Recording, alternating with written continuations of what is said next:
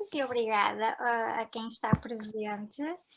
Quem não me conhece, o meu nome é Ana Martins, eu sou bolseira de doutoramento aqui no Instituto de Sociologia e o tema da minha tese de doutoramento é o tema que vamos discutir hoje: sexo, drogas e rock and roll em Portugal.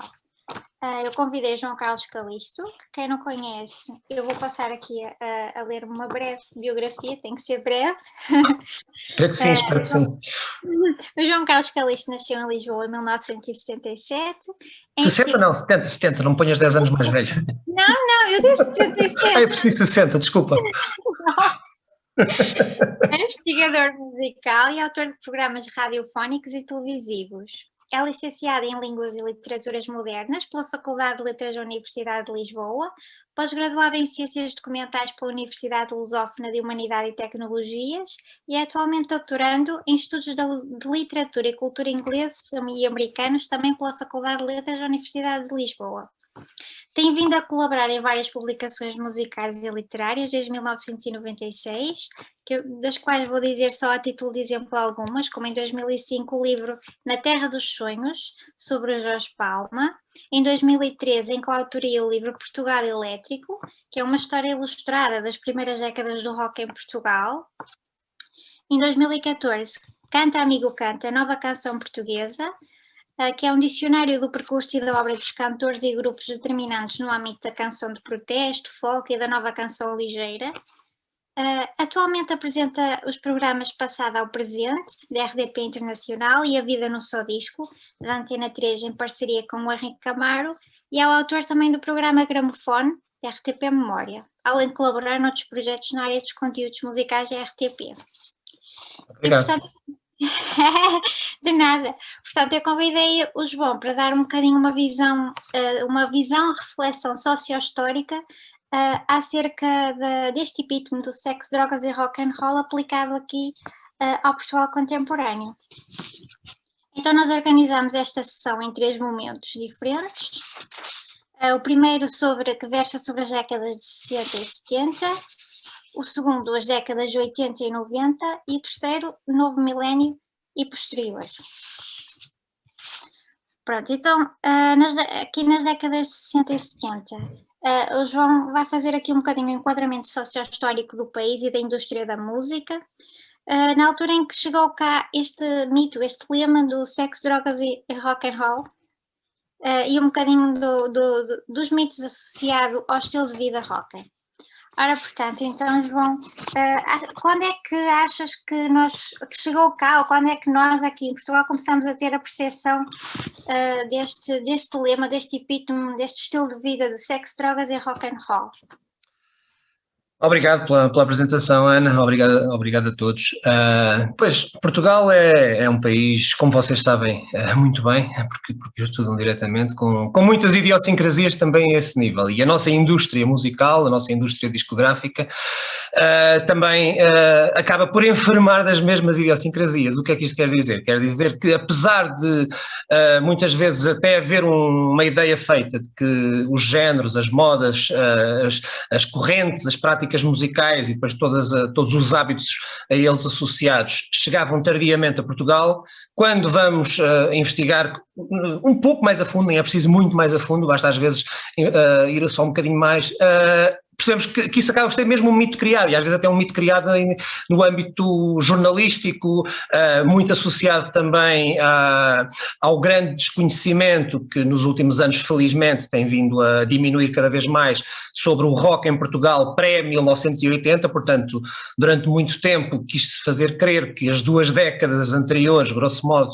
de rock em Portugal quase não existiam, ou que havia apenas assim uns grupos quaisquer que faziam umas brincadeiras inconsequentes, o que está completamente desfasado da realidade, além de ser, e felizmente temos muitas pessoas vivas ainda, muitos desses músicos desses 20 anos entre 1960 e 1980 vivos, e vários deles no ativo, era um grande desrespeito para essas pessoas, como se o que elas estivessem a fazer durante aqueles anos formativos, de alguma maneira, e porque realmente formativos não só cá, formativos em termos do que se passava no estrangeiro, porque realmente a realidade é que o rock em Portugal chega a Portugal ainda na década de 1950 é introduzido através, portanto, não dos grupos, não dos conjuntos que nós associamos a um estilo de vida próximo do epíteto do sexo, drogas e rock and roll, que não é um epíteto que na altura tenha sido cunhado, mas dentro do âmbito dos conjuntos ligeiros que,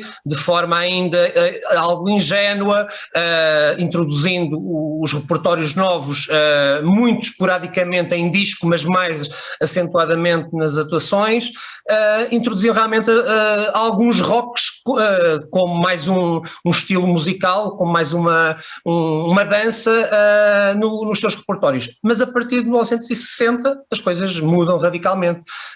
A indústria musical percebe que, claro que com a dimensão do país, como é lógico, tem tudo a ver também com a dimensão do país, mas percebe que há ali também um pequeno filão que vale a pena explorar, e por isso é que se fala na importância de um disco em 1960, do disco Caloiros da Canção 1, dividido, o que não era um caso comum, por acaso, ou seja, esse disco historicamente marcante acaba por ser também uma exceção no âmbito da metodologia do formato, porque de um lado tinha os Conchas, do outro lado tinha o Daniel Bacelar, portanto um grupo e um intérprete a solo, o que tinha a ver, pronto, e isto tem a ver também com a forma como a música era criada na altura, tinha a ver com um concurso da Rádio Renascença que tinha essas duas categorias, portanto um vencedor na categoria de grupo e um vencedor na categoria de intérprete solista, o que fez com que a Valentim de Carvalho editasse esse EP, portanto 2 faixas de cada um, e com a particularidade das 2 faixas do Daniel Bacelar serem 2 originais, portanto temos também logo aí, nesse momento marcante inicial, não só versões, como no caso dos Conchas, mas também originais, no caso do Daniel Bacelar. Portanto, acaba por ser um momento marcante para a gênese do rock em Portugal, sob vários aspectos. Como é que era a indústria da música nessa altura? Porque assim, lá está, o rock não era um género comum. Como é que era a abertura da indústria? Como é que foi a abertura da indústria a este novo género musical, digamos assim? As coisas acabavam por estar muitas vezes relacionadas com alguma apetência, quer de quem trabalhava na rádio, quer de quem trabalhava na televisão também, porque os mundos se cruzavam, quer de quem trabalhava nas editoras, porque muitas vezes quem trabalhava na rádio e ou na televisão também trabalhava nas editoras, e o caso deste disco que referi agora mesmo, o Caloiros da Canção 1, e é o único. Na altura não sei se havia a pretensão de fazer uma segunda leva do concurso, mas não chegou a acontecer. Portanto, o Tosal Domingos, que estava responsável de artistas e repertório na Valentim de Carvalho, também estava associado à rádio e, portanto, os mundos cruzavam-se. Por exemplo, uma das mais fortes editoras discográficas da altura, a Rádio Triunfo, do Porto, a fábrica portuguesa de discos da Rádio Triunfo, que, entre outras etiquetas, mas a mais importante, tinha a etiqueta Alvorada, por onde passou a Amália Rodrigues também. Uma das pessoas, mas não era a única, que tinha peso, fazia parte dos quadros da empresa e que era responsável pela seleção de artistas, de intérpretes solistas e de grupos, e de gravar com essas pessoas. Agora de repente estava a falhar o nome dele, o engenheiro Jaime Filipe, casado com uma cantora, com a cancionista Lina Maria. Ele era funcionário da rádio, depois funcionário da televisão, e os estúdios da emissora nacional, quer em Lisboa, quer no Porto, eram usados para gravar os discos que eram editados através da Rádio Triunfo. Portanto, se um artista estava no norte, da cidade do Porto ou no norte, ia gravar aos estúdios do Monte Virgem, estava aqui em Lisboa, vinha gravar aqui aos estúdios aqui no Calhas, no Calhas. Portanto, acabavam por ser usadas as instalações, porque não existiam ainda, por exemplo, os estúdios da Valentim de Carvalho, que abrem pouco depois. A própria Valentim de Carvalho usava o que tinha disponível, usava a loja, usava o Clube Estefânia, usava o Teatro Taborda, na Costa do Castelo. Portanto as coisas iam-se fazendo com muito boa vontade, com muito gosto, mas com muita carolice, e foi essa carolice que fez com que se pudesse dar esse pontapé de saída também num movimento de rock em Portugal. E como é que achas, qual é a percepção que tens da forma como a população em geral, uma vez que isto eram uns sons novos aqui no país, não é? O rock era mal visto ou era visto com desconfiança. Como é que a população nessa altura, nas décadas de 60 e 70, encarava estes conjuntos, estas bandas, estes grupos musicais de rock?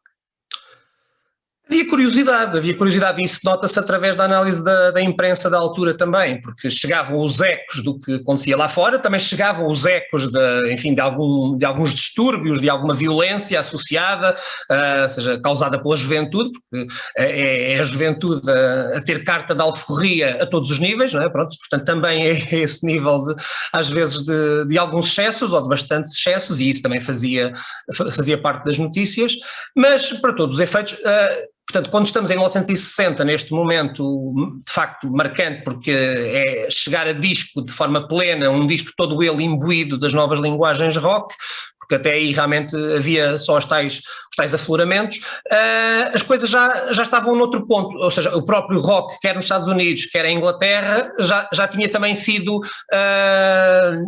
já havia uma introdução de alguns cantores românticos que iam buscar algumas coisas das linguagens rock, mas já misturando também com o que era a dita canção ligeira, portanto de alguma maneira tentando que o rock pudesse chegar também a um público mais velho, porque pronto, quanto mais gente lá chegasse, mais discos se venderiam, e mais as coisas ajudariam a tornar-se, a legitimar-se. Portanto, esses ídolos românticos, o Cliff Richard, por exemplo, em Inglaterra, é emulado em Portugal de uma forma extraordinária. Aliás, ele depois até chega a vir para Portugal e a ter casa em Portugal e a fazer divulgação da imagem do país, até em termos turísticos. Portanto, quando as coisas realmente nesse início da década de 60 se estão a transformar a sério em termos de indústria, o próprio rock tinha essas mudanças e pronto, e depois logo a seguir, passado 2, 3 anos, chegarmos a 1963, inícios de 1964, com a chegada dos Beatles, tudo se transforma outra vez. Portanto, as modas, os géneros e o mero facto, o mero que não é mero nenhum, é importantíssimo, o facto de um grupo de música ser também, na quase totalidade, autor daquilo que escreve, que não era o mais comum, ou seja, havia casos, claro que sim, mas com este impacto a nível global é um caso único e é por isso que os Beatles são o nome que são e têm a importância que têm e são transversais e têm, infelizmente, todos os estudos que sabemos, académicos e não académicos. João Carlos e Ana, eu não sei se posso... Enfim, se qualquer um de nós pode ir intervindo, não é? Para mim é ótimo. Ok. Tu disseste que os Beatles se destacaram por criações originais a partir de certa altura da carreira, não é? Porque no início eles emularam também os rockers americanos. Sim. Pronto. Os primeiros, não sei, 2, 3 discos deles são no fundo, são versões de hoje clássicos, não é? Mas na altura grandes êxitos do rock americano. Sim, do blues, ou seja, não apenas, mas muito, sim, claro, iam buscar muito aí também, mas desde sempre introduzindo também os seus originais, e logo por aí também há essa distinção, mas muito rapidamente se vão autonomizando e escrevendo os seus originais e os discos serem inteiramente preenchidos por material original. Não sei se respondi às tuas perguntas também, Ana, agora fica na dúvida se fugi alguma das perguntas. Não, ok. Então, eu tinha mais uma pergunta ainda relacionada com os Beatles, se me permitem, que é uma das minhas grandes obsessões, como se calhar da maioria das pessoas que gostam de música, não é?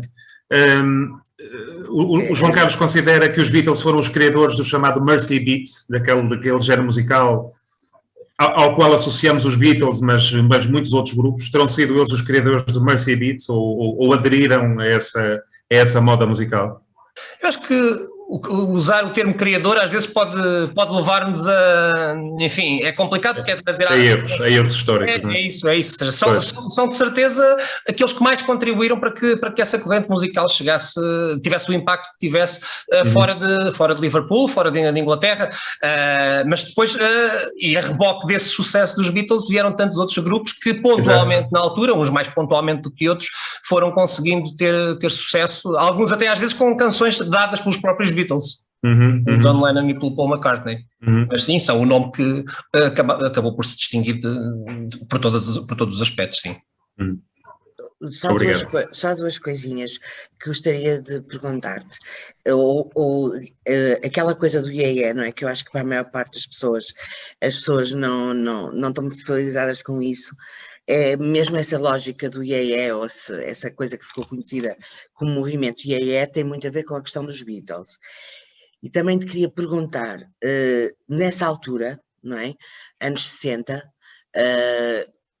nomeadamente anos 60 e já depois a caminhar para os 70, a questão das drogas era sempre aquela questão das colónias, ou havia já dentro de alguns circuitos, como havia no início do século XX, um consumo de algumas substâncias por parte de algumas elites? Como é que, por exemplo, aqueles concursos IEE não estavam de alguma forma associados a esse tipo de consumos, pois não? Não, os concursos CIEE, tanto quanto tenho conseguido levantar as temáticas e as questões, não estavam realmente relacionados com as temáticas da droga ou com o consumo de estupefacientes em geral.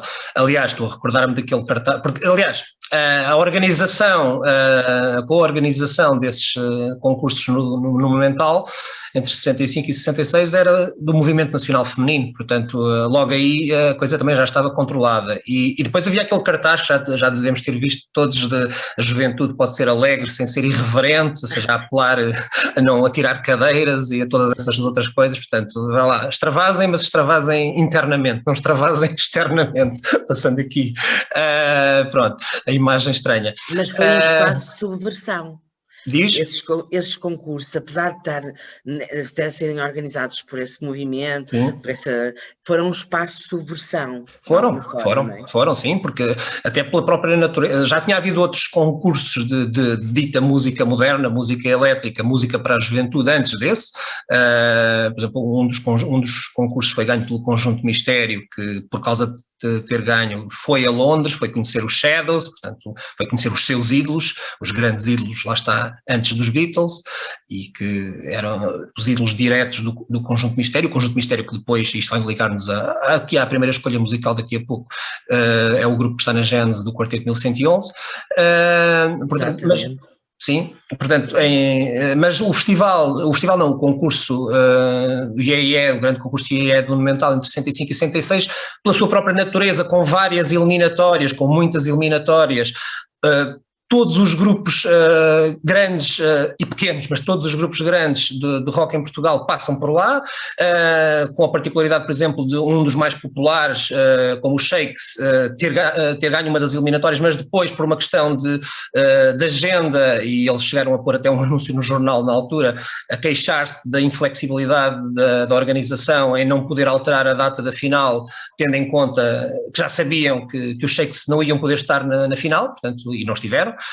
Ninguém sabe se, em vez de terem ganho os Clavos, poderiam ter ganho os Shakes, mas portanto toda a gente por lá passa, e depois grupos que quase que se formam praticamente para concorrer no festival, e alguns que acabam por ter percurso posterior, outros que acabam um pouco depois, muitos que não gravam discos, mas lá está, outro mito às vezes também que se pensa, quase ninguém gravava discos. Não, muitos discos de grupos, muitos, só que em formato EP, porque isso lá está, é outra das idiosincrasias da nossa indústria musical, é o formato, e aí não só no rock, é o álbum, o LP, só a partir do 25 de Abril e mais acentuadamente a partir do dito boom do rock português de 1980, é que vem a ter uma importância como nós a conhecemos na indústria inglesa, na indústria americana, ou seja, em indústrias com um peso que não tem comparação com o nosso, portanto desde o LP já vinha do final da década de 40, mas em Portugal, até realmente ao final dos anos 70, era maioritariamente, claro que não exclusivamente, e há exceções, como a Amália Rodrigues e o Zeca Afonso,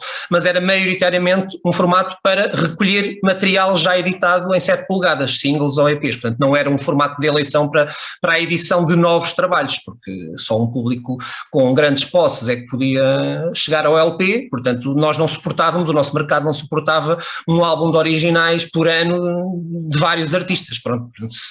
Se nem os artistas mais de topo, mais presentes na televisão ou na rádio, se não tinham essa prática, basta pensar, por exemplo, e fora do rock, mas podemos depois até abordar o rock se for caso disso, a Simone de Oliveira, que era e é, felizmente, uma das vozes mais populares da música em Portugal, mas na altura então, na década de 60 até ao 25 de Abril e depois, porque é o caso paradigmático da voz que sabe reinventar, transformar o seu repertório, ela até ao 25 de Abril, portanto, chegando ao 25 de Abril, ela tinha 15 anos de carreira e tinha um álbum de originais editado. Claro que tinha imensos EPs, um ou outro single, mas imensos EPs, mas um álbum de originais, portanto, isto quer dizer, e por acaso nesse álbum de originais canta uma versão do Yesterday dos Beatles, portanto, também aí é marcante a chegada dos Beatles e a maneira como, olha, isto liga àquela pergunta que tu estavas a fazer há bocado, Ana, e que eu acho que parcialmente acabei por não responder, que é os cancionetistas, os ditos cancionetistas, os cantores ligeiros,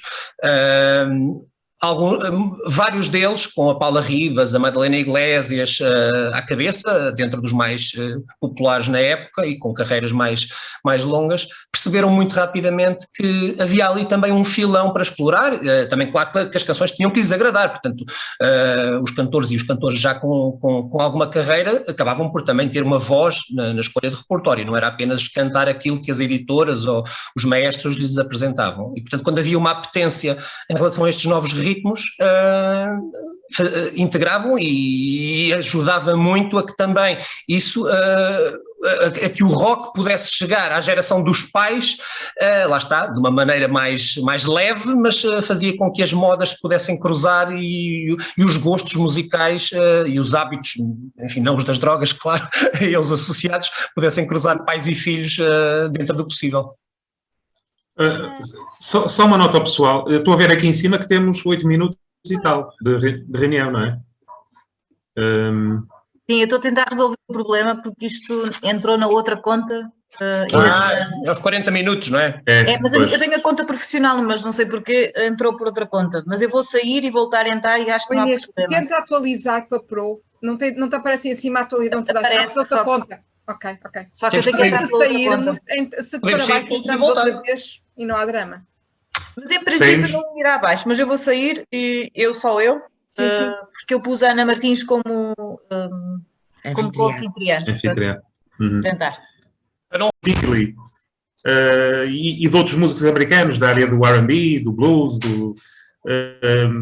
era um formato muito popular na altura. Era, isso sem dúvida. Só que, por exemplo, nos Estados Unidos era muito popular, saíam as canções de maior sucesso, os singles, digamos assim, e eram mesmo singles, só com um tema de cada lado, porque nós também só muito tardiamente, apesar de termos tido ainda ali umas tentativas na fase de transição entre os discos de 78 rotações e o vinil, cá em Portugal, portanto já na segunda metade da década de 50, o single com uma canção de cada lado só começa a implantar-se com força já no início da década de 70, viragem dos anos 60. Peço desculpa, vou ter de interromper por um segundo a minha participação, desculpem só. Ok. Portanto, só já no início da década de 70 é que o single se consolida como formato em certo lugar, boa tarde. Substituto do... Então... Estou ansioso. Vou parar, já retomo também. Sim. Pedro, se calhar melhor pôr o só podemos ouvir a conversa dele. Microfone, Pedro. Tira o som ao Pedro. Cala o Pedro. Já está. Pronto, e entretanto estava a dizer por causa da mudança do single para...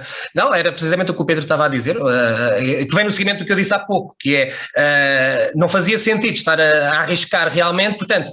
Lançávamos um EP, 2 EPs, 3 EPs, 4 EPs, espera aí, entretanto houve ali 1 ou 2 que venderam bastante, então pode ser que se juntarmos aqui alguns destes temas, metendo à cabeça, eventualmente no início do lado A e no início do lado B, aqueles temas que mais passaram na rádio, que mais venderam em 7 polegadas, pode ser que o 12 polegadas venda, mas isto é um pensamento no âmbito de outras linguagens que não do rock, porque no âmbito do rock, se não havia álbuns de originais, pronto, então coletâneas ainda menos, portanto era tudo muito a conta-gotas. Agora noutros âmbitos sim, no âmbito da canção ligeira, no âmbito do fado, como eu estava a dizer há bocadinho, as exceções são realmente a Amália e o Zeca Afonso, por razões diferentes, a Amália por toda a carreira internacional que teve, e o Zeca Afonso porque, lá está, já tenho falado e já tenho ouvido falar quem lidou diretamente com ele, até o próprio Arnaldo Trindade como editor dele, que de alguma maneira temos nós todos que agradecer ao regime do Estado Novo pronto, isto agora, infelizmente que ele já não está cá, ele, o Zeca, o facto de ele ter sido proibido de dar aulas, porque foi por causa de ter sido proibido de dar aulas que, ao ver-se sem ganha-pão, aceitou a proposta do Arnaldo Trindade olha, grave-me um disco por ano, procure-me artistas para a editora e eu pago-lhe X por mês. E felizmente o ordenado, que não me recordo agora da verba, que também foi sendo adaptada ao longo dos anos, foram também quase 15, foram 12, 13 anos de contrato com o Arnaldo Trindade, com os discos Orfeu. Portanto, foi uma verba que foi sendo adaptada, mas que era uma verba boa para as várias épocas e para as várias mudanças de custo de vida antes e depois do 25 de Abril, e que depois também foi um modelo que o Arnaldo Trindade adotou com o Adriano Correia de Oliveira, com um bocadinho menos de sucesso, digamos assim, comercial, e também tinha a ver com a personalidade do Adriano Correia de Oliveira, de quem toda a gente diz muito bem. Eu tenho uma pena de, enfim, era nunca poder, claro, o Adriano Correia de Oliveira morreu, nem eu 10 anos tinha, mas é daqueles casos de consenso na comunidade musical. Toda a gente fala do bom espírito, da camaradagem, da amizade do Adriano Correia de Oliveira, mas depois acabava por ir atrás, às vezes, de outro tipo de melancolias e de nem cumprir o contrato como o Arnaldo Trindade lhe tinha proposto, mas o Arnaldo Trindade nunca se desligou do Adriano Correia de Oliveira por causa disso. E, portanto, felizmente também temos uma obra muito vasta, no caso do Adriano Correia de Oliveira, e toda ela na editora Orfeu. Uhum. Agora, voltando aqui um bocadinho ao rock, a partir do momento em que os grupos portugueses também começaram eles próprios a criar originais, achas que este epítome, de alguma forma, que vinha de fora, estas experiências todas que eles se calhar viam que os Beatles tinham e outras bandas assim, de alguma forma também se reproduziram aqui na produção musical original deste grupo? Sem dúvida, sem dúvida. Há bocadinho, quando estava a falar do Conjunto Mistério, portanto, o Conjunto Mistério tem a tal vitória no concurso que os permite ir a Londres, editam 4 discos, vão fazendo muitos bailes de finalistas, que era, mais uma vez, o ganha-pão de muitos dos conjuntos de rock na altura, porque a noção de concerto era algo que não existia. Vêm cá a Portugal atuar alguns grupos de rock estrangeiros, muito poucos, vêm os Searchers, por exemplo, na década de 60, depois, a partir do início de 70, aí sim já começam a vir mais. Há aquele momento de charneira em 1975 com o concerto dos Genesis em Cascais, mas há outros concertos antes e depois e com bastante significado e importância para a criação musical portuguesa. Portanto, eram momentos em que as várias comunidades se juntavam, até porque, por exemplo, em festivais como o Festival de Jazz de Cascais, acabava por ir malta do rock, os músicos de rock estavam presentes no Festival de Jazz de Cascais também, pela curiosidade em termos musicais e porque não havia iniciativas daquelas. Portanto, quando o Conjunto Mistério se transfigura em Quarteto 1111, portanto, o José Cid entra para o grupo nos finais de 1966 como teclista para o Conjunto Mistério. Já não há mais gravações como Conjunto Mistério, os 4 discos que tinham sido editados eram todos anteriores à entrada do José Cid, e o guitarrista do grupo, o Luís Waddington, não sei se, acho que saberão, se calhar, o Luís Waddington, isto agora é curiosidade, pai do J.K. do Jamiroquai. Portanto, o guitarrista do Conjunto Mistério tem essa, pronto, durante muitos anos acabou por não ver o filho porque a mãe foi para a Inglaterra com ele, mas é o pai do J.K. Há ali um confronto entre o Luís Waddington e o José Cid, um confronto estético, e tem a ver com esta questão precisamente. O Luís Waddington era partidário de um grupo que não escrevia originais, ou que maioritariamente não escrevia originais, enquanto o José Cid advogava na senda dos Beatles um grupo que escrevia originais, sim, era essa a principal atividade, digamos assim, em termos de criação, e que escrevia originais que tentavam mostrar, porque ele já tinha algumas coisas, cruzar as linguagens internacionais do rock com a história de Portugal, com as tradições portuguesas, até em termos de tradições de músicas tradicionais, e esse choque de correntes no final do ano de 1966 que há a cisão no grupo. O Luís Waddington confronta os outros elementos, dizer, olha, ou ele ou eu, e os outros todos, então sais tu e fica o Zé Cid. Pronto, fica o novato e sai o veterano. E pronto, e logo a partir de 1967, com a edição do primeiro disco do Quarteto 1111, que é logo um momento histórico também a vários níveis, por já estar imbuído das linguagens do rock psicadélico. Portanto, é o EP com a Lenda del Rei Dom Sebastião, que começa por ter sucesso na rádio, é aquele famoso momento em que o programa Em Órbita, em agosto de 1967, abre uma exceção e quando só passava Simon & Garfunkel, Jefferson Airplane, Donovan, portanto apenas música internacional, rock, folk, blues. abre esta exceção para o Quarteto 1111, justifica para que os ouvintes percebam o que é que se está ali a passar em termos sociológicos, estéticos, e isso faz com que o primeiro disco do Quarteto 1111 seja publicado no final do ano de 1967, na mesma editora do Conjunto Mistério, na Valentim de Carvalho. Portanto, isto às vezes as editoras não é que não estivessem atentas, mas o facto de algo ser tornado apetecível pelas indústrias, neste caso pela rádio, que tinha um peso descomunal na altura, claro, como não tem hoje em dia, apesar de ter de outra forma, mas não tem o mesmo peso que tinha naquela altura, e também se transfigurou, claro, como todos sabemos, com todas as novas rádios digitais, e o Quarteto 1111 rapidamente é um polo agregador para todas as novas correntes do rock, das mais vanguardistas às mais, não quero dizer tradicionalistas, mas um rock mais simples, de alguma maneira.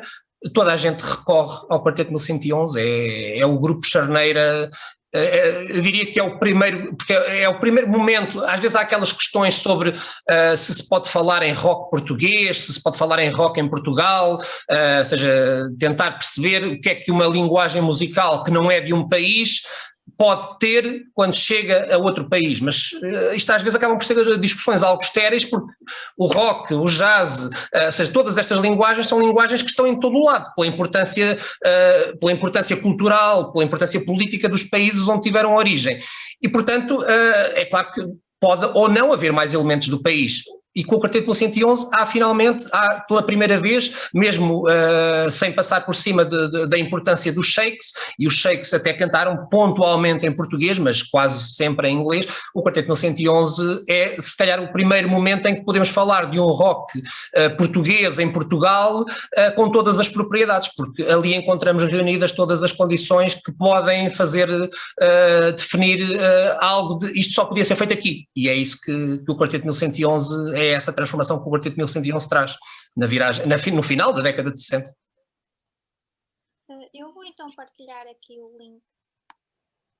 Então, olha, eu mostro aqui o disco que não é o primeiro, portanto é um single pouco depois, portanto já em 1969, acho que estão a ver a capa, com duas canções. Olha, Gênese, já usei aqui 2 ou 3 vezes hoje a palavra Gênese, deve estar a ser influenciado inconscientemente pelo Quarteto 1111, e o lado B, que é o que vamos ouvir, os Monstros Sagrados. Portanto eles aqui optaram por na capa pôr uma formação do grupo, são eles, só que são eles com as cabecinhas todas quando eram mais novos, portanto o José Cid ali nas teclas, aqui deste lado, aqui nas teclas, o Michel na bateria e os irmãos Muniz Pereira, infelizmente ambos já falecidos, o Jorge Muniz Pereira e o António Muniz Pereira no baixo, e na guitarra elétrica acaba por ser a formação que se mantém mais tempo no grupo, até depois à chegada do Tosé Brito vindo do Porto, em 1970.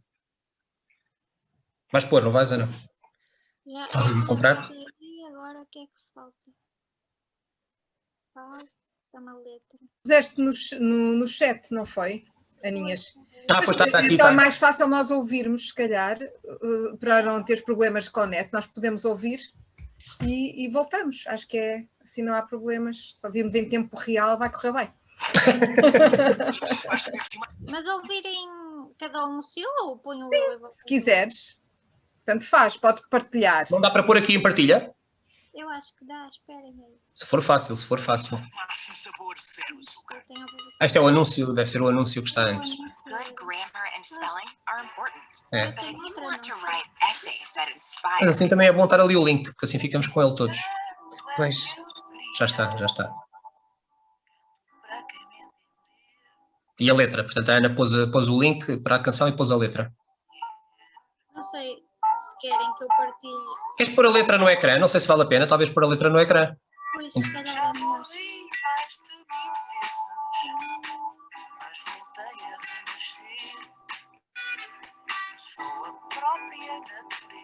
Ai meu Deus, isto aqui vai-me dar muito trabalho.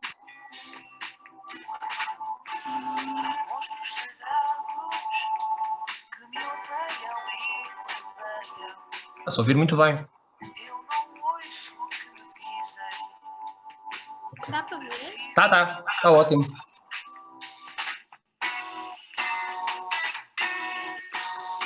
O meu cérebro eletrónico e o meu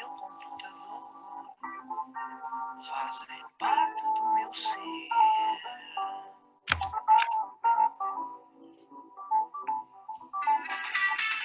Quando eu canto é da energia, canto para quem me entender, só para quem me entender.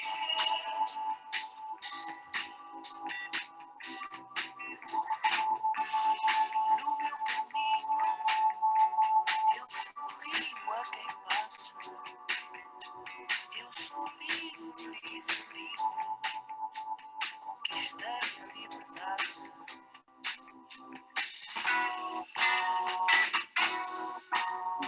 O meu cérebro eletrónico e o meu computador estão a trabalhar certinhos.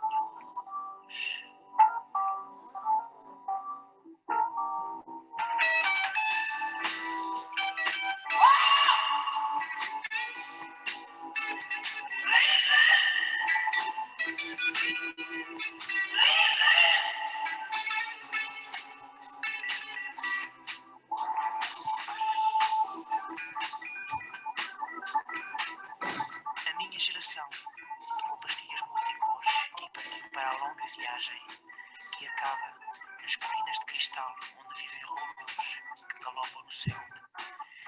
E os monstros sagrados são a causa dessa enorme inflação que reina no mundo de cristal.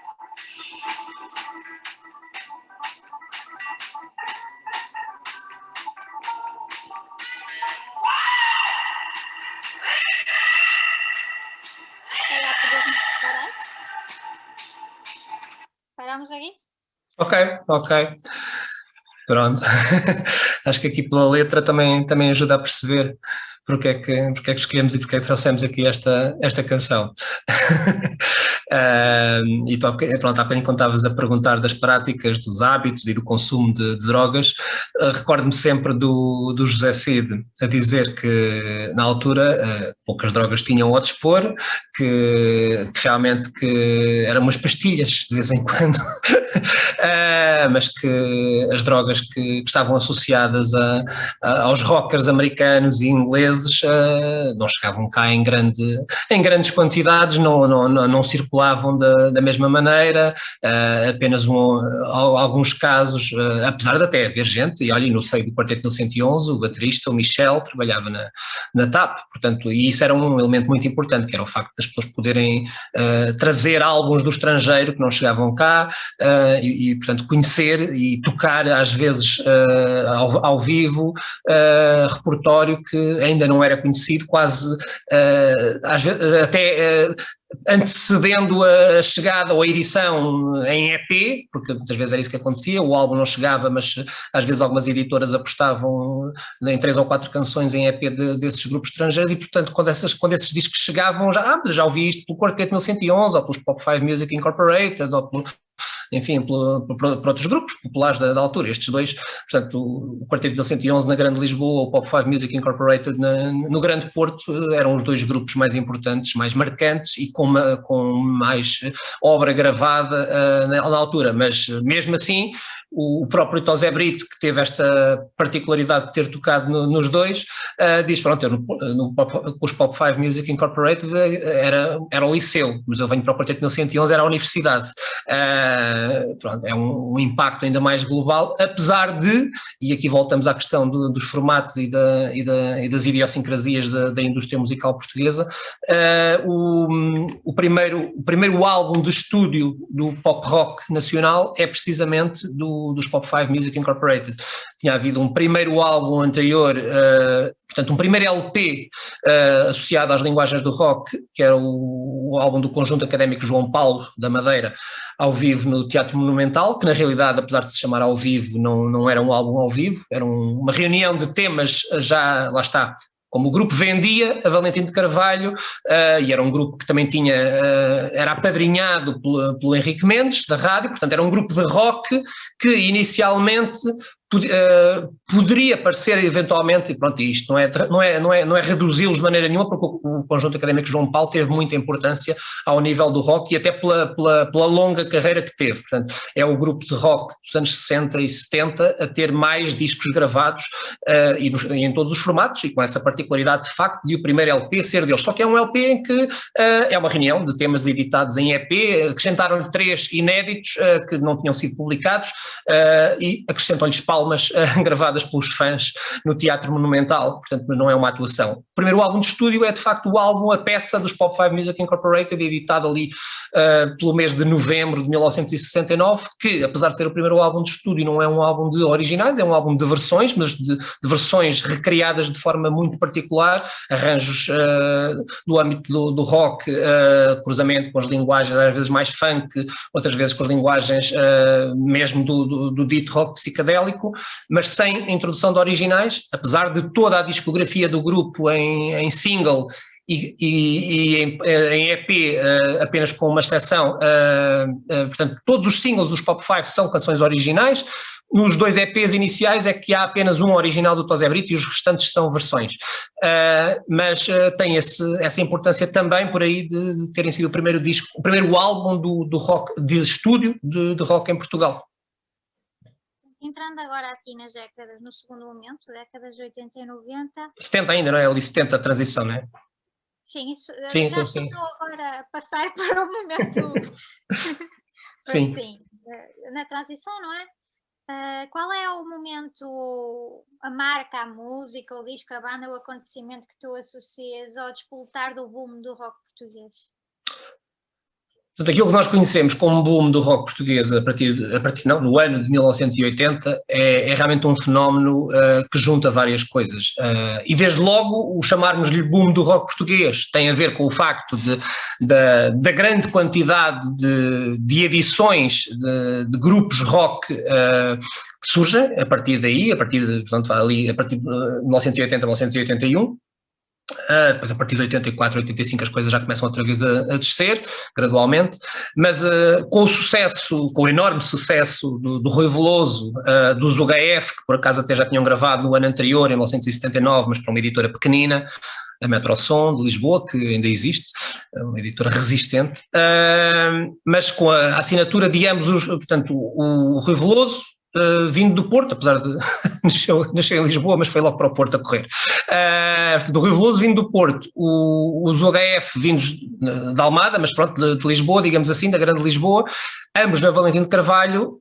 Esse duplo sucesso na Valentim de Carvalho transforma todo o cenário musical e rapidamente a outra, portanto na altura em termos de editoras de multinacionais, a Valentim de Carvalho ainda trabalhava, distribuía o catálogo da EMI, mas ainda não tinha o acordo comercial que lhes permitiu fazer uma joint venture a partir de 84, a fazer a EMI Valentim de Carvalho, mas a Polygram já estava instalada em Portugal, até foi a primeira multinacional, ainda como Philips, nos anos 60 a instalar-se em Portugal, e logo a seguir, portanto, assina os Táxi, e os Táxi no ano de 81, os Táxi do Porto, mais uma vez, rebentam o primeiro álbum de ouro do rock em Portugal. As tabelas às vezes da altura são ainda um bocadinho, não com o mesmo grau de científico, digamos assim, que a partir dos anos 90, com a Associação Fonográfica Portuguesa a ter outro controle sobre as vendas.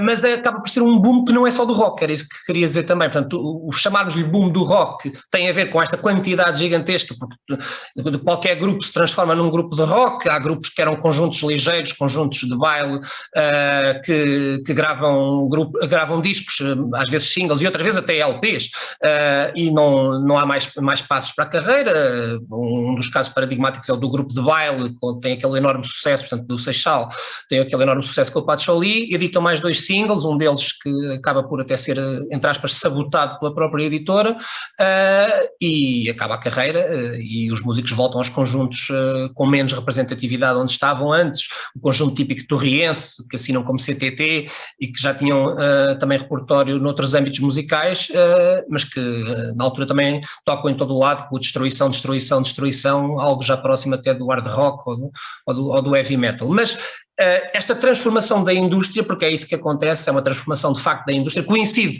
por exemplo, com o início das emissões a cores na RTP, portanto, o início das emissões a cores na televisão em Portugal. Na altura já tínhamos uma década de segundo canal, desde o final da década de 60 que existia o segundo canal, não com uma grelha, claro, preenchida 24 horas, isso demorou muito tempo até acontecer, já é bastante recente, mas tinha importância já, portanto, já com 10 anos de história, e então a introdução da cor, que tinha tido experiências ainda durante o final da década de 70, assim, pontuais, mas a partir do Festival RTP da Canção de 1980, a histórica vitória do José Cid com um grande amor, que depois na Eurovisão tem uma das melhores classificações de sempre de uma canção portuguesa, fica em 7º lugar na altura. Também coincide com este mesmo momento do dito boom do rock português. E depois, por exemplo, géneros musicais como o jazz, com músicos que às vezes vinham de grupos rock também, como António Pinho Vargas, o Ronquial, portanto, nessa primeira metade da década de 80, que acabam por ter também números significativos de vendas. Os grupos associados à música tradicional, é o sucesso do Estrovante, portanto, o Estrovante, uma pessoa pode pensar, o boom do rock português e estamos a falar do Estrovante. Pois, estamos a falar do Estrovante porque o Estrovante, de facto, cruzavam também esses universos. Aliás, quando é o caso de um grupo que já tinha obra, percurso antes do boom do rock de 1980, tinham 2 álbuns publicados, tinham 2 singles também publicados. Quando é publicado o primeiro álbum do Estrovante, em 77, o Show Nosso, há quem, na crítica, na imprensa, os associe ao rock progressivo, porque havia ali, de facto, esses cruzamentos entre as músicas tradicionais, entre a dita folk music e o rock progressivo, comparações com os Pink Floyd,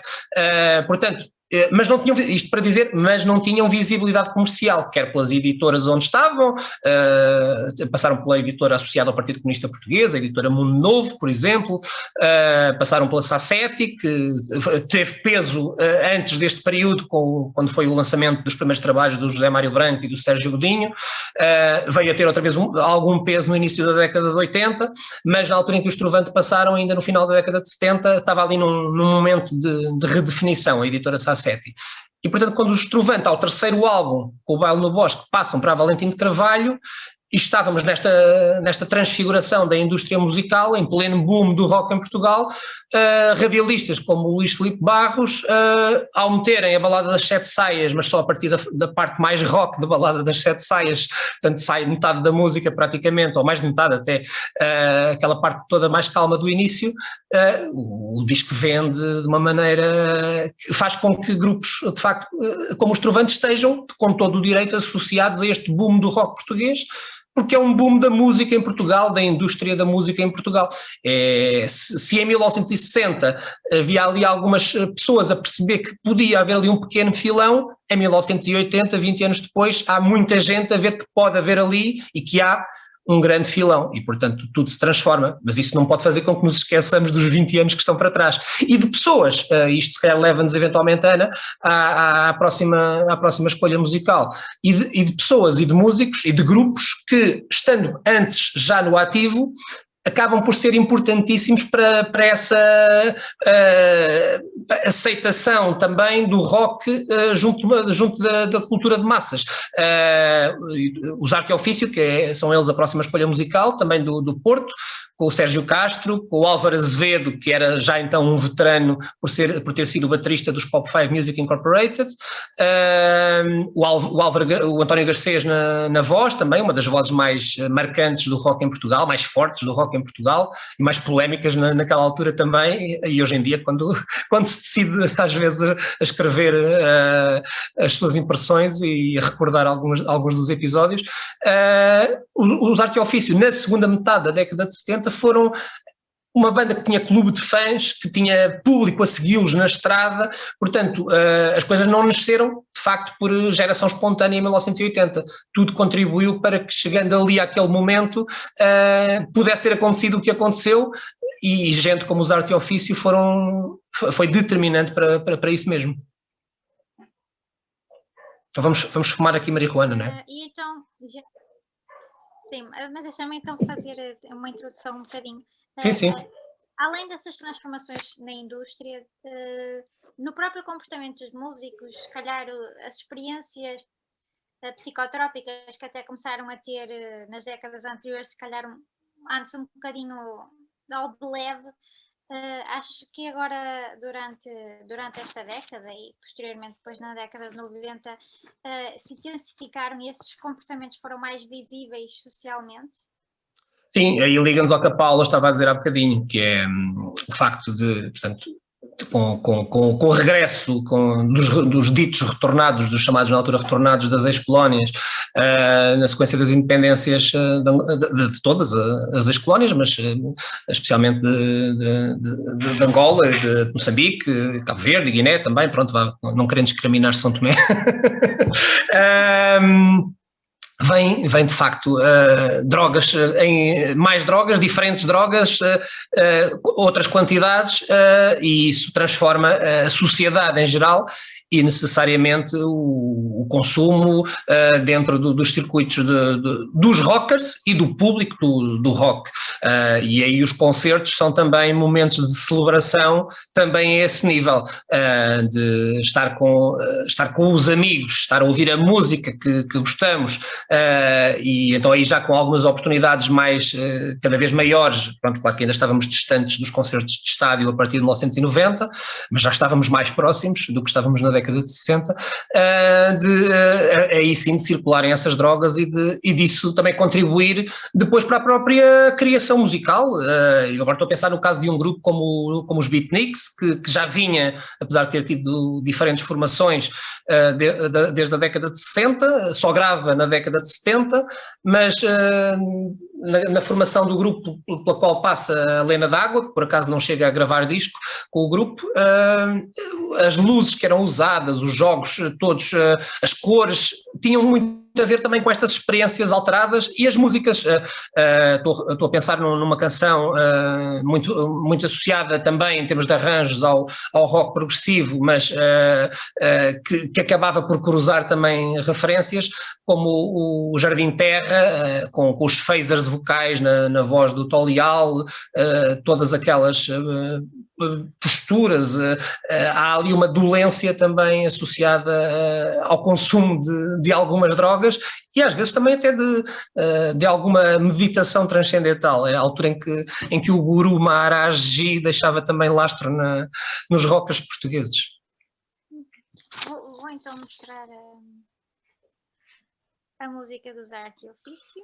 Portanto, é este single, peraí, que agora não me estou a ver a mim, é este single aqui que tem logo este aspecto hexagonal, portanto, Marihuana, ali com a letra N substituída, não sei se consegue ver bem aí desse lado, pela própria Marihuana,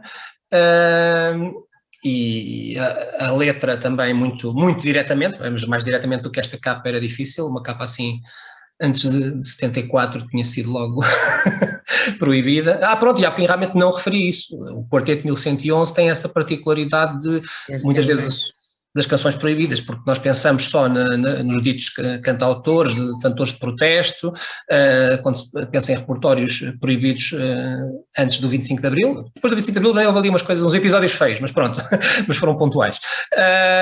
E o Quarteto 1911 teve o Quarteto 1911 e o José Cid a solo, porque ele a partir de 1971 também começa em paralelo a editar a solo.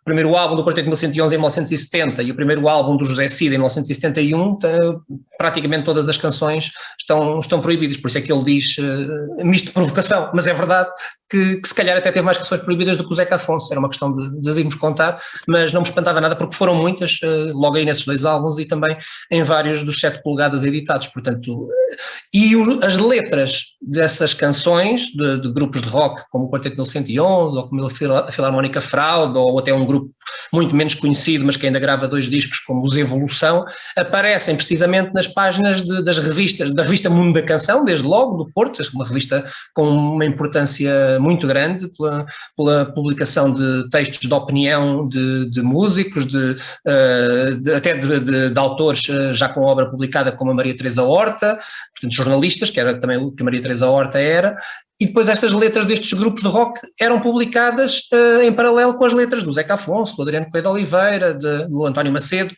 cantautor, do Denis Sintra, do José Mário Branco, portanto estavam associadas e eram consumidas pelo mesmo público que consumia também a obra dos cantautores e, portanto, por isso é que fazia sentido pela contestação que estava nelas patente. Mas agora estamos quase 10 anos depois com os Arte e Ofício, apesar de muitos destes músicos já estarem na indústria musical 10 anos antes, claro, não com o peso que viriam a ter nesta altura e, portanto, com a importância para o boom do rock em Portugal. Vou pôr, então. Já puseste aqui os documentos também? Vais pôr? Ok. Vais fazer o mesmo também com a letra, não é?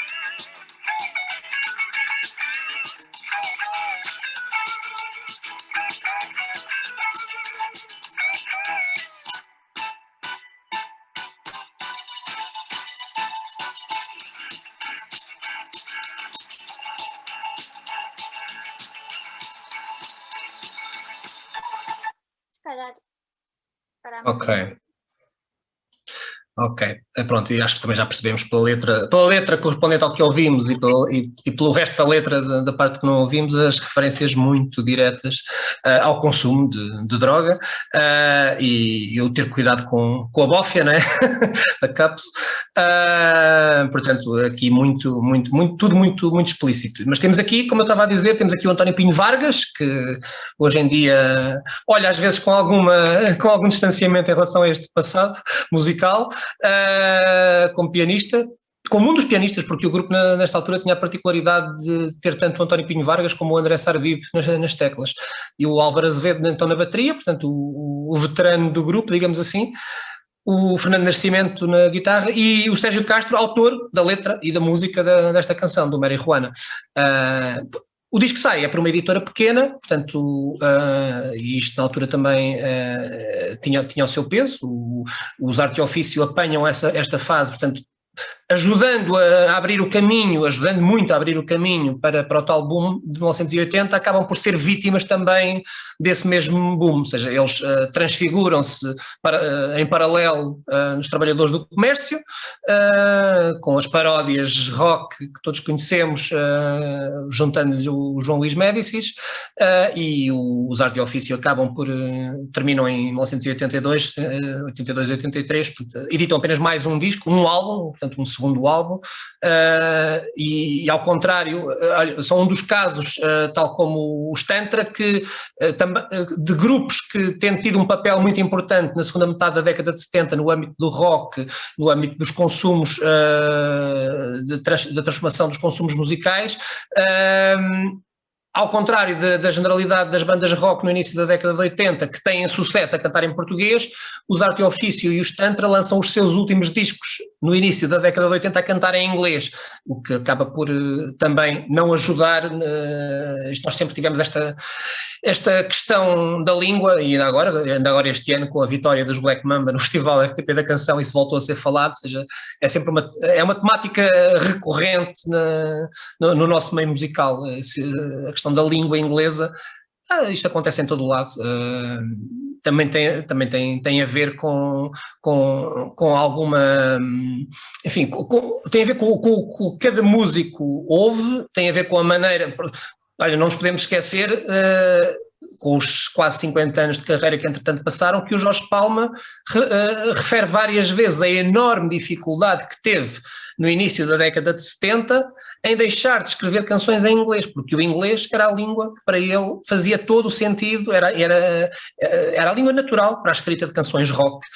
Percebemos, o rock tem uma gente e a gente está associada à língua inglesa, é um facto, mas a maneira como a transformamos, ou como o transformamos ao rock em cada país, tem que passar, pronto, isto agora é a minha visão, por algum elemento da cultura do país, o que não tem nada contra o facto de artistas e grupos que na música que fazem não levam nada da cultura do país, ou seja, permite-lhes circular entre países e não terem que ter aquele selo de serem ou de Portugal, ou de serem da Hungria, ou de serem da Dinamarca.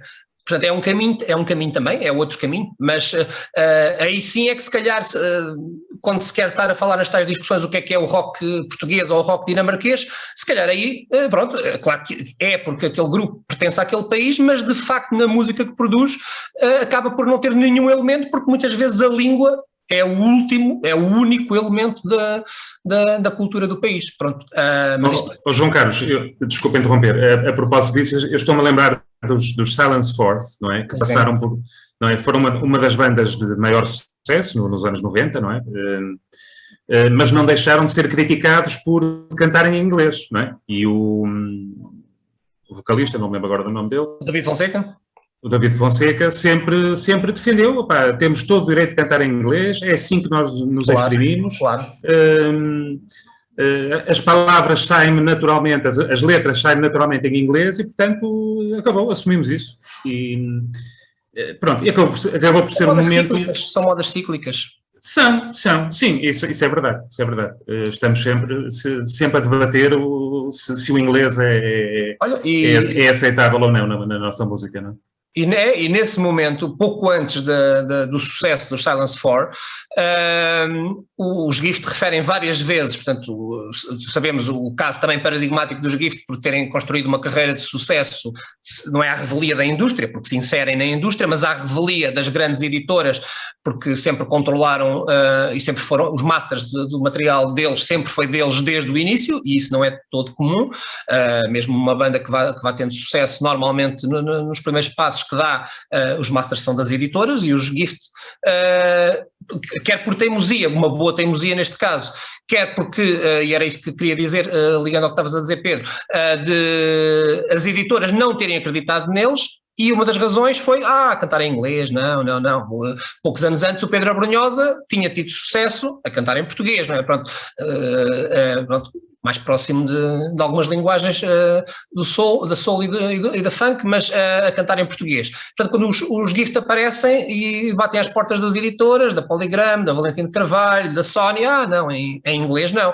Mas, passado menos de um ano, uma das editoras que tinha batido a porta com esse argumento aos Gift, a Polygram, assina o Silence 4, e é em inglês que o Silence 4 tem sucesso, portanto às vezes estas coisas, pronto, e os Gift felizmente também conseguiram fazer o seu percurso e vingar-se, entre aspas, da indústria, conseguindo dar as cartas e construir uma carreira extraordinária, e que recentemente tem chegado a trabalhar de perto em mais do que um disco com o Brian Eno, portanto coisas que poderiam parecer inimagináveis para quem trabalha fora das grandes editoras, mas entretanto com os 25 anos de história que passaram praticamente, felizmente os Gift têm-se conseguido sempre reinventar a esse nível.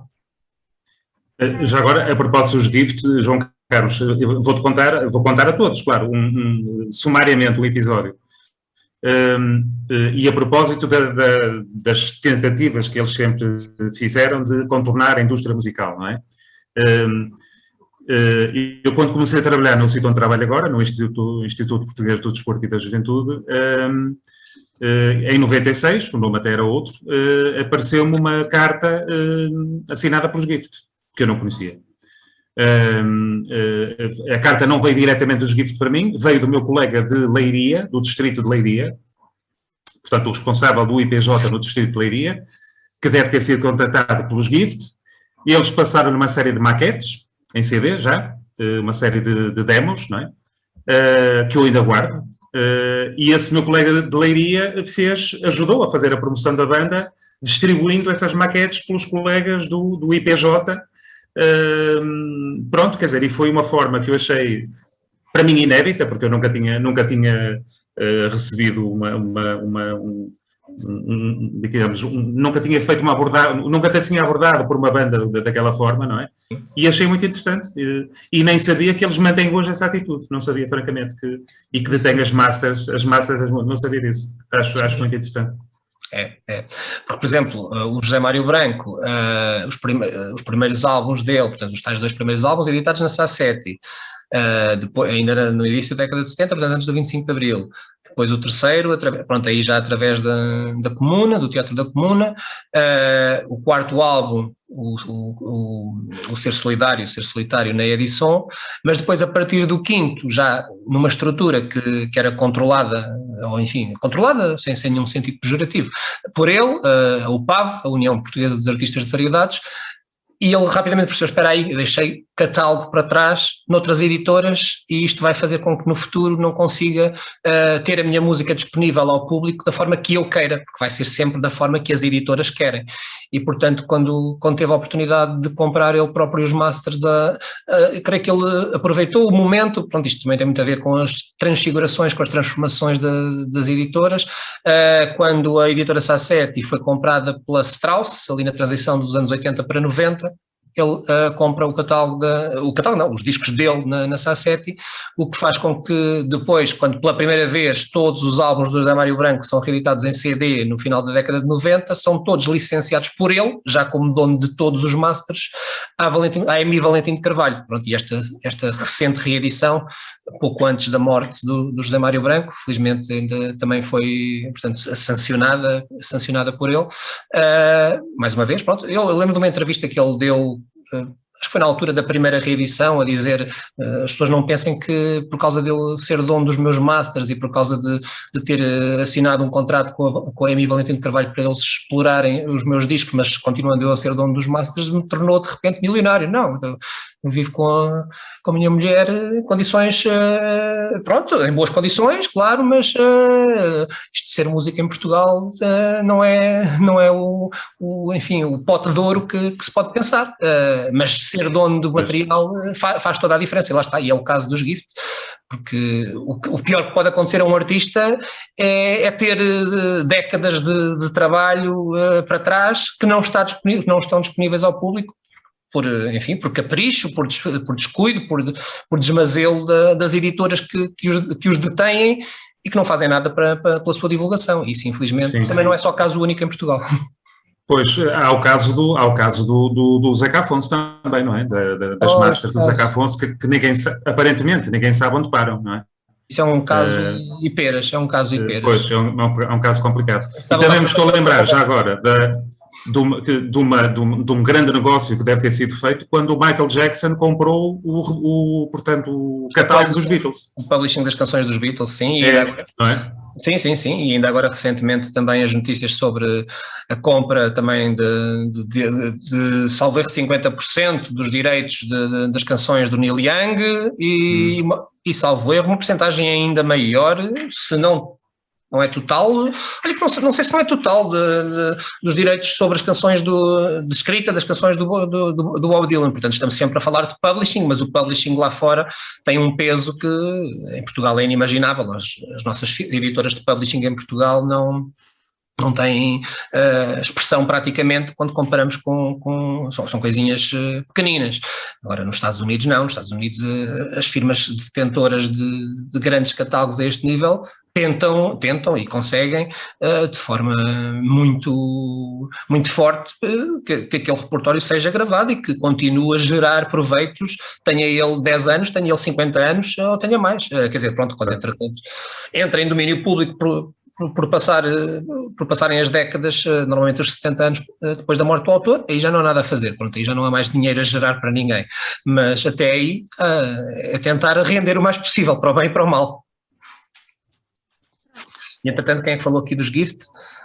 Pois é verdade, estava a pensar nisso, por causa da aplicação que eles lançaram, o Rev, os Gift, agora há muito pouco tempo, é verdade, que é mostrar toda a história da banda de uma maneira também ela diferente daquilo que estamos habituados e com muita interação dos fãs também, portanto os Gift estão sempre na crista da onda, felizmente. Pronto, João, ainda da década de 80, o boom de rock português, os loucos anos 80 e a nível de consequências nocivas que também se foram acontecendo também na década seguinte, que exemplos ou que casos é que realmente ficaram conhecidos publicamente de carreiras arruinadas, de pessoas que não resistiram ou que ficaram com mazelas ou associada a isto aqui a consumos e se calhar depois um bocadinho também já à SIDA? Sim, pronto, aí cruzando esses dois campos, houve músicos associados até a grupos no âmbito do punk, e o punk tem várias fases em termos de recepção em Portugal. Tem essa primeira fase ainda no final da década de 70, que é, enfim, o punk original, digamos assim, com pouca expressão em termos discográficos em Portugal, com os Aqui Del Rock praticamente como a única banda a gravar.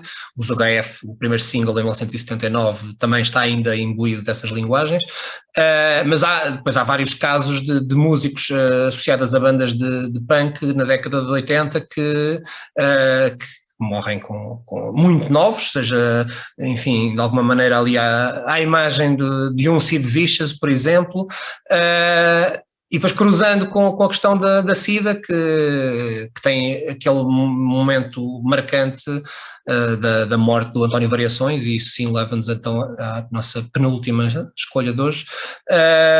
O António Variações é também um nome paradigmático sob muitos aspectos, porque cruza as modas em termos de vestuário, em termos de postura, de provocação artística, sendo que ele próprio era uma pessoa muito, muito reservada, muito tímida até na vida pessoal, mas que depois extravasava tudo isso através da arte que criava, através da falta de conhecimento musical que tinha, e o que nunca foi obstáculo para que grandes nomes da música se afirmassem, desde logo com o Zeca Afonso à cabeça, não é?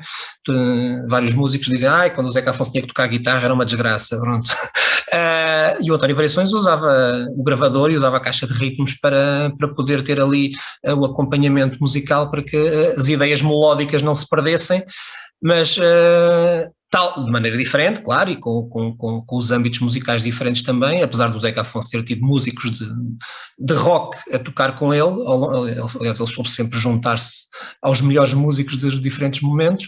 O António Variações, como infelizmente teve o azar de ter uma carreira musical muito curta, eu às vezes penso, ele tinha assinado contrato com o Valentim de Carvalho ainda no final da década de 70, em 1977, 78, e depois só em 1982 é que é publicado o primeiro disco, e uma pessoa às vezes pensa o que é que poderia ter acontecido se em 77, 78 a Valentim de Carvalho tivesse começado a publicar discos, e essa era uma altura em que as edições já saíam com regularidade, e até em formato LP já, apesar de ter sido a partir de 80 que as coisas se transfiguraram definitivamente, mas já havia realmente casos de artistas e de grupos de rock. Os Tantra tinham publicado 2 álbuns no final da década de 70, publicariam o tal terceiro cantado em inglês no início da década de 80, os Arte e Ofício tinham um álbum, portanto, poderia ter acontecido 1, 2 álbuns, eventualmente, durante esses 4 anos, mais ou menos, até chegarmos a 1982. E o que é que teria sido? Porque ele, de certeza que, se tivesse havido se tivessem existido vendas expressivas, a editora iria continuar e, portanto, iria publicar outros trabalhos. Só que não havia consenso, esta história, se calhar alguns saberão, outros não havia consenso na Valentim de Carvalho sobre como é que, bem, se calhar quem viu o filme já saberá, o filme biográfico sobre António Variações, sobre o que, apesar de algumas das coisas não estarem contadas filmadas com uma fidelidade a 100%, mas acaba por ficar ali um retrato muito bem feito do que foi aquele percurso e também a maneira como se inseriu na comunidade artística musical da época. Ou seja, havia quem o quisesse levar para o lado do folclore, e há 2 gravações feitas antes portanto, do primeiro disco, do disco o maxi que tem o Povo que Lavas no Rio, em 1982, a puxar mais para o lado de um arranjo dito folclórico, que se calhar nunca ouviremos, porque creio que tanto quanto sei, a Valentim de Carvalho tem assim uma espécie de acordo de cavalheiros com a família, com os irmãos de António Variações, para que essas 2 canções nunca sejam editadas. Por um lado é uma pena, porque tendo em conta a importância do percurso de António Variações, seria curioso conhecer esses primeiros passos em estúdio e com orquestra, mas as coisas tinham que acontecer desta maneira e só realmente músicos, portanto a visão que vingou dentro da própria Valentim de Carvalho é a visão de um produtor que inicialmente trabalhou com o António Variações, mas depois acaba por passar as rédeas ao GNR e aos Heróis do Mar depois a seguir. Esse produtor é o Nuno Rodrigues, que na Banda do Casaco, desde meados da década de 70, estava também ele próprio a transformar a face da indústria, e a Banda do Casaco é o primeiro grupo musical que, cruzando linguagens do rock, do jazz, das músicas tradicionais, da música erudita, da experimentação, ou seja, cruzavam tudo aquilo que estivesse à mão. Teve um percurso regular, conseguindo, à revelia das atuações, o que também não é de sumenos, porque atuações foram muito poucas ao longo de cerca de 10 anos de percurso da Banda do Casaco, mas publicar 7 álbuns originais, portanto é algo é um study case, merecia um study case para, que por acaso creio que ainda nunca foi feita nenhuma tese académica sobre o percurso, sobre a importância do percurso académico da Banda do Casaco, e mereciam. E olha, esta expressão do imersiam é uma letra do António Avelar Pinho para a Banda do Casaco. Lá está, quando às vezes, sem querermos, usamos as muletas que fazem parte das nossas próprias vivências. O Nuno Rodrigues, estava a dizer, a visão dele é que acabou por vingar de juntar então grupos rock, músicos de rock, até depois viria a ser o 7ª Legião, o Ricardo Camacho, ao António Variações. E esses músicos é que conseguiram, portanto, o álbum, a música que vamos ouvir é do primeiro álbum, do Anjos da Guarda, é que acabaram por conseguir perceber os cruzamentos, a tal frase que o António Variações dizia do entre Braga e Nova Iorque, e o Vítor Rua refere várias vezes em relação aos arranjos do Visões, Ficções, Nostradamus, que é um dos temas deste álbum, que o António Variações lhe tinha dito que queria sentir o som da terra a tremer, portanto, as ideias musicais, ele não as dominava, não as dominava em termos instrumentais, mas tinha noção daquilo que queria ouvir, e portanto, tão importante como criar as melodias é depois conseguir ter gente ao lado que as consiga transformar em música e sem desvirtuar o que estava na mente do criador. Portanto, aqui o que trouxemos foi o Corpo é que Paga, não foi, Ana? Sim, mas nós já não vamos... Já não vamos ter tempo. Desculpem. Mas então, achas que então este lema do sexo, drogas... Toda a gente conhece o Corpo é que Paga, acho eu, pronto. Acho que sim, eu partilhei na mesma aqui no chat. Ok, já aqui está de lado, sim. Achas que este lema então na década de 80 começou realmente a fazer sentido aqui em Portugal? Muitos dos meus entrevistados para a tese diziam-me que se calhar o Summer of Love americano que foi aqui em Portugal na década de 80. Achas que isso foi essa a imagem que se calhar passou? Sim. Eu estou a pensar naquelas fotografias do Zé Pedro dos Chutes com o alfinete espetado na boca. Tem a ver também com a nova liberdade que, portanto, e isto acaba por ser em paralelo tanto em Portugal como em Espanha, porque os dois países, portanto, as duas potências, as duas pequenas potências, a Espanha maior, como é lógico, ibéricas, acabam por se ver livres dos regimes ditatoriais com uma diferença pequenina. Nós primeiro, eles logo a seguir. E, portanto, a nova década de 80, ainda ontem a falar com uma cantora, a Maria Paula Monteiro, não sei se alguns se recordarão de um projeto no final da década de 80 chamado Spunky, uma canção chamada Latino-Americano, portanto uma tentativa nas pistas de dança de levar uma música portuguesa. Na altura ainda teve algum sucesso em 1986 e ela falava da movida, e ela usou o termo movida mesmo, a dizer se falava na na Movida em Madrid, nós tínhamos uma Movida em Portugal, e as noites, ela falava das noites em Lisboa, claro, que era onde estava, mas de estarem perfeitamente imbuídas desse espírito e de uma libertação total, sem regras quase.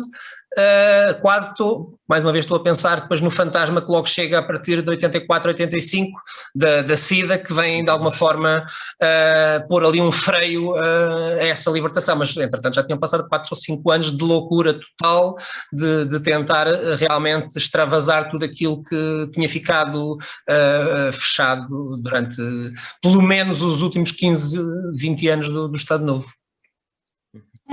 Se calhar agora dá para Só uma coisinha que quer a Ana, quer no trabalho da Ana, quer noutros que nós já fizemos anteriormente, essa ideia dessa busca do novo, do diferente, não é? Por exemplo, as pessoas entravam diretamente na heroína, por exemplo, nem sequer passavam por outro tipo de consumos. A loucura, a ânsia de experimentar era tão grande, e havia também muita no mercado, não é? E então as pessoas nem sequer faziam aquele, foi o Zé Pedro que me disse isso, não faziam aquele percurso, portanto avançavam diretamente para fumar heroína, etc, etc. Portanto, o que mostra bem aquela ansiedade também, não é? E esta questão da SIDA, que o João Carlos falou, é assim, claro que essa questão ficou para sempre, não é? Muitas destas pessoas, para além de muitas terem morrido, não só ligadas ao punk, não é? Muitas ao pós-punk, o Porto foi flagelado nessa altura por pessoas ligadas ao pós-punk, muitas pessoas morreram por overdose, não é? Mas também a SIDA, que ficou no corpo deles para sempre, até hoje, não é? Sim. Está a pensar uma coisa nova, não é? Estava a pensar na canção dos Pesticida em 1989, no Chuta Cavalo. Chuta Cavalo e morrerás. Ou seja, acaba por vir também a própria advertência da parte de um grupo que na altura era bastante influenciador dentro das comunidades underground. Isto já nesta tal... Estás a chamar pós-punk esta segunda leva do punk em Portugal, não é, Paula? Sim. Pronto. Não, fez ontem 7 anos que morreu o João Rivas, não é? Pois fez, é verdade. E pronto, enfim, já não, quer dizer, assim como o Zé Pedro, não foi propriamente diretamente relacionado com as drogas, não é? Mas o corpo deles transmitiu todo um excesso, não é? Que depois faliram a outros níveis. Pronto, enfim. Já o Lionel também.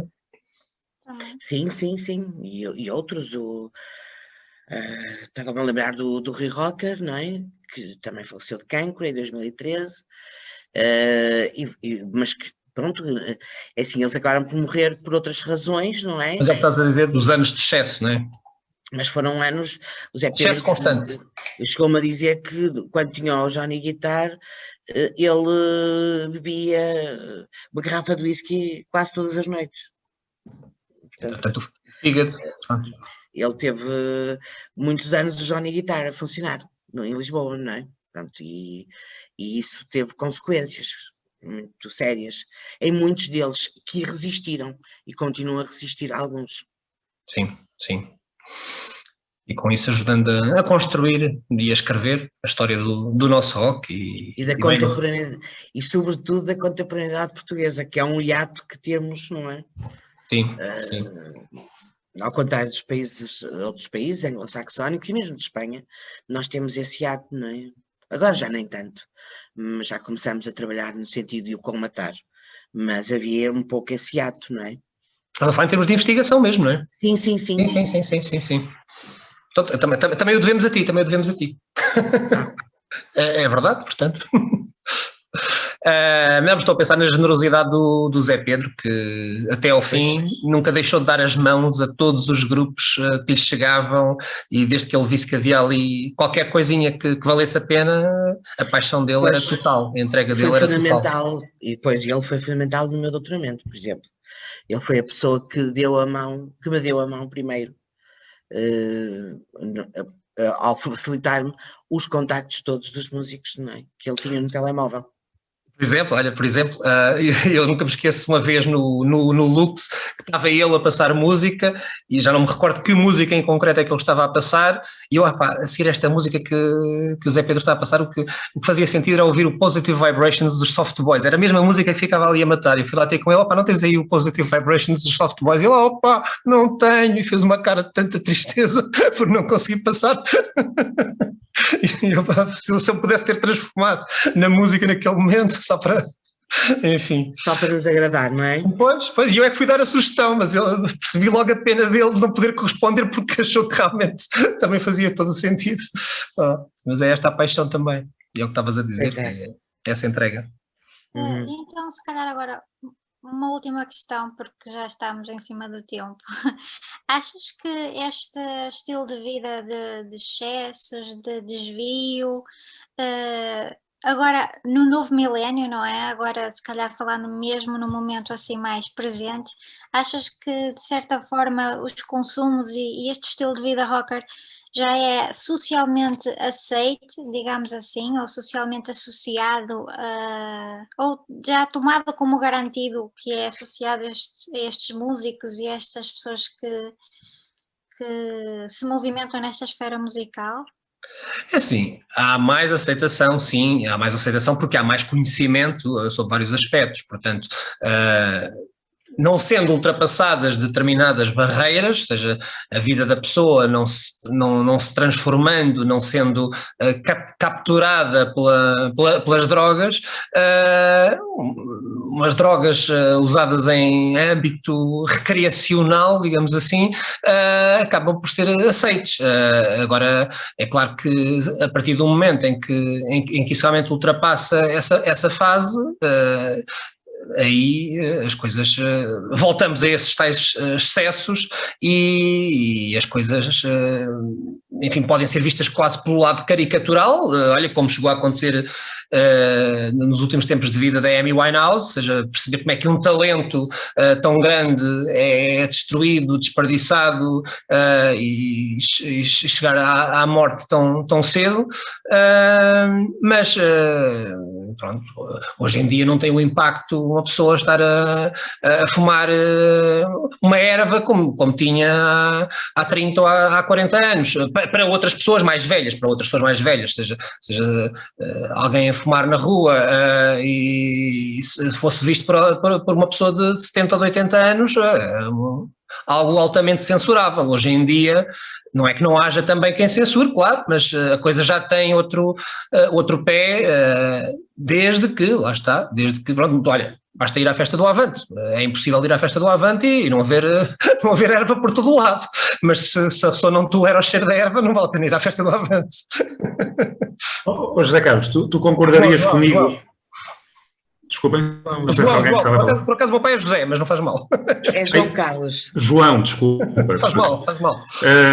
Eu tenho uma impressão, não sei se concordas comigo, poderei estar totalmente errado, mas que a nova geração das bandas e dos músicos portugueses, estou-me a lembrar do Samuel Lúria, que eu acho que uma vez disse isso mesmo, recusam,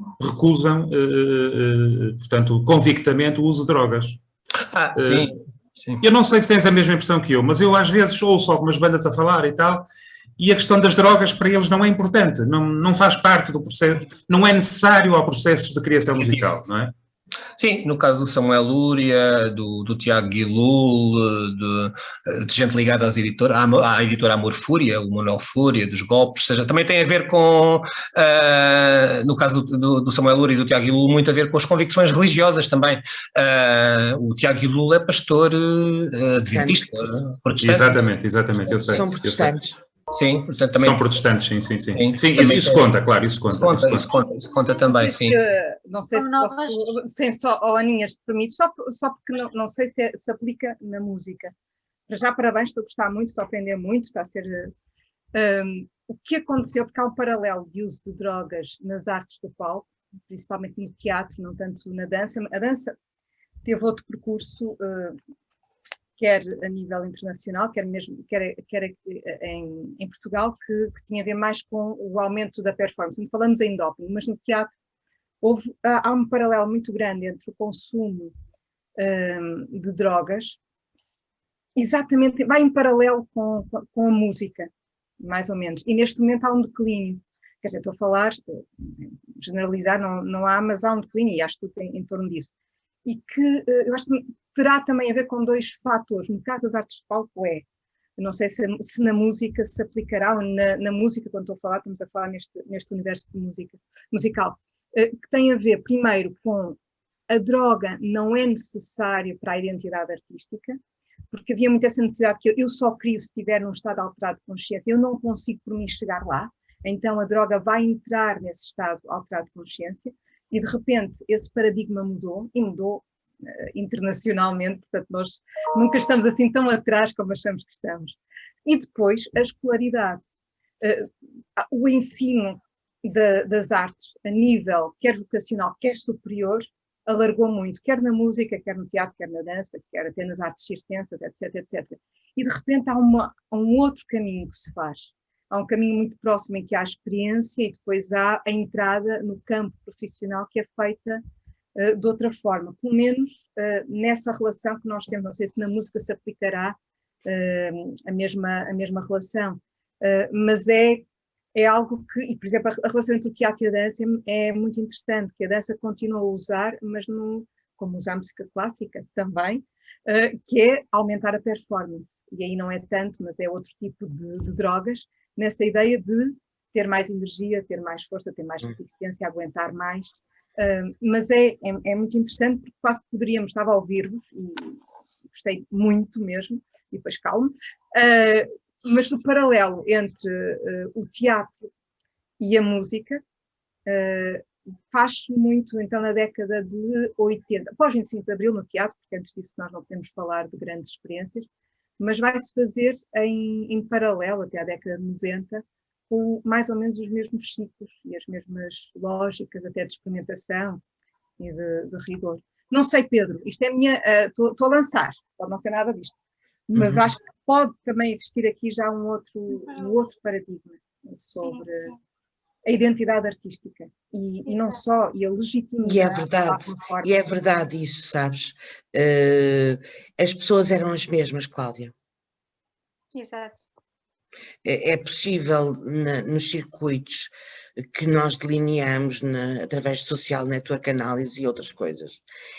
Eles eram os mesmos sempre, não é? Associavam-se essas artes todas. Eu lembro, por exemplo, em torno dos faíscas existia o Pedro Aires Magalhães, o Carlos Maria Trindade, claro, existia o Paulo ligado depois à questão do PAN, mas existia o Pedro Costa, o cineasta, o Paulo Nusolino, fotógrafo, aquele outro do cinema, como é que se chama? O Edgar Pera. Portanto, havia designers, moda, noite, era tudo o mesmo. Havia uma dinâmica muito, muito imbrincada entre estas diferentes manifestações. E dança também. E também tem... por exemplo, eu lembro-me que muitos deles, Otero, que é bailarina, né? Ela foi companheira durante anos do Adolfo. E portanto, em casa deles circulavam esses mundos do teatro, da dança, da música, na casa deles de Campo de Ourique, portanto... também lá estiveste. Sim, fiz lá uma entrevista com o Adolfo, há 23 anos, ou que foi. Que era a casa do avô dele. Ok. E no caso da música, podemos falar, professora, do exemplo do movimento Straight Edge, não é? Claro. Por exemplo, que alguns músicos que eu entrevistei me disseram, por exemplo, dos Linda Martini, que para eles a droga e os excessos não fazem sentido porque eles sempre se associaram e sempre se identificaram com esse movimento. Claro. Para eles, lá está, a parte visceral do rock vem mesmo da performance musical, não é? Fazendo aqui o paralelismo também com o que a Cláudia Marisa estava a dizer. Tínhamos aqui mais um exemplo. Foi o último exemplo que tu deixaste aí, foram Os Zarco são um dos grupos que circulam na órbita, estava a falar há pouco do Quarteto 1111 e da importância no final da década de 60, os Capitão Fausto também de alguma maneira têm essa importância nesta atual geração, têm um selo editorial próprio, a Cucamonga, distribuído pela Sony Music, com edições digitais e edições físicas também, são um dos grupos, eu digo sempre, tem que ser os músicos a acreditar na importância do suporte físico, e é curioso que nestes tempos de desmaterialização da música, as edições que criam história, que fazem com que possamos continuar a trabalhar sobre o percurso, sobre a história da música, são edições físicas e são muito raros os artistas que, tendo um ou dois ou três momentos de sucesso em edições digitais, se continuam o seu percurso, acabam por também fazer edições físicas. Portanto, eu não acredito no fim dos suportes e, felizmente, os músicos acreditam na reinvenção dos suportes e da promoção dos mesmos e de reutilizarmos suportes que se pensavam obsoletos, como o vinil, que acabou por nunca estar obsoleto na realidade, felizmente. Mas os Capitão Fausto têm conseguido baralhar e voltar a dar de uma forma extraordinária e depois juntar à sua volta uma série de outros grupos. Os Zarco tiveram um episódio muito triste o ano passado, todos se devem lembrar daquela notícia do prédio em Lisboa que explodiu e que matou um rapaz e o pai, que depois morreu uns dias depois da explosão no hospital. O rapaz que morreu era o baixista dos Zarco, o Gastão Reis. Portanto, espero que o grupo se consiga reconstruir. Portanto, é um quinteto, ficou sem o baixista, porque a força da escrita musical neste primeiro álbum é algo de muito interessante no âmbito do rock em Portugal. Aquela famosa pergunta recorrente na indústria desde a década de 70, portanto já velhinha, sobre o fim do rock. Felizmente, grupos como os Zarco conseguem responder que eu acho que o rock nunca morrerá. Reinventar-se-á sempre, como se tem reinventado praticamente desde o início, e tem sido uma das forças motrizes da própria indústria musical também. Eu acho que vamos ter de encerrar. Pronto, fica aí o link dos Zarco e a letra também da canção dos Zarco e a pista para eventualmente quem ainda não os conheça. Pronto, João, obrigada. Muito obrigado, Ana. Muito obrigado a todos.